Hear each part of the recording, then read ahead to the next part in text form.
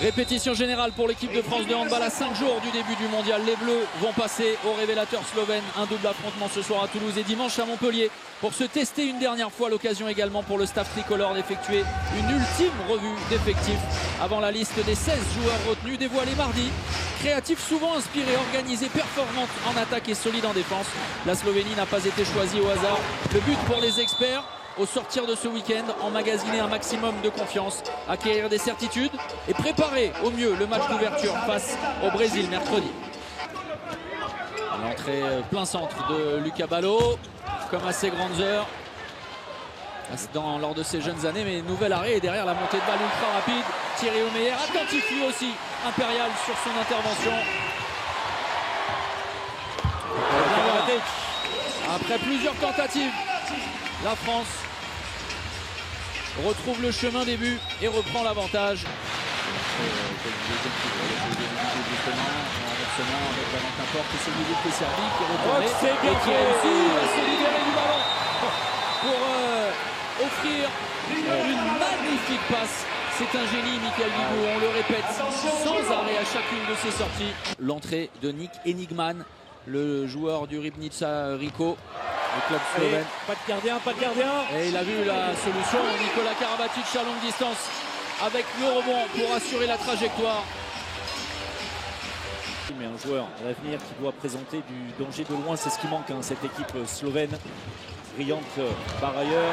Michael Bigot a réglé la mire. C'est la même chose à l'opposé avec Adrien Dupanda, qui sont deux joueurs un peu similaires avec une force énorme, mais qui ont besoin évidemment de se mettre en mouvement avec du travail préparatoire, des grandes courses comme ici. Et voilà. Même si c'est le montant qui sauve les Slovènes derrière. Comme Nicolas Karabatic tout à l'heure, le choix est le bon, celui du rebond. Et en un éclair, la Slovénie est revenue. Regardez ce jeu à deux pivots, côté slovène en supériorité numérique. C'est parfaitement exécuté. Il n'y aura pas de faute sur Gabert, le ballon récupéré par les Français. Cinquième arrêt de suite.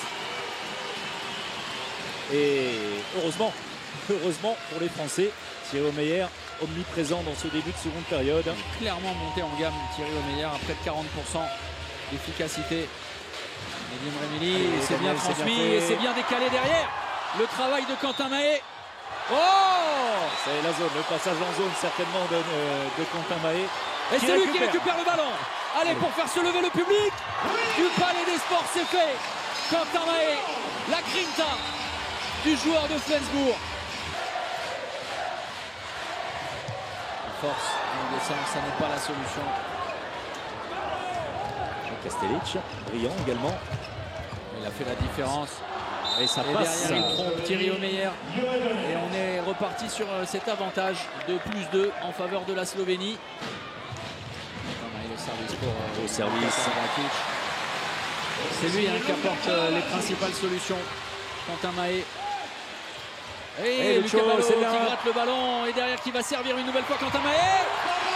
Et bien voilà, coup sur coup, à nouveau, le diable Quentin Mahé est sorti de sa boîte. Et la belle inspiration de Lucas Ballot. Pour ses ultimes minutes, les deux dernières de cette rencontre. Qui aura offert de vraies satisfactions et énormément beaucoup d'inquiétudes. Allez, Quentin Mahé, pas de gardien pour parfaire sa table de statistiques parfaite ce soir, vraiment. La victoire de l'équipe de France. Alors certes, en ce jour de l'épiphanie, les Français n'auront pas été royaux, mais la fève du vendredi soir est pour les experts. Et alors là, rien à rajouter.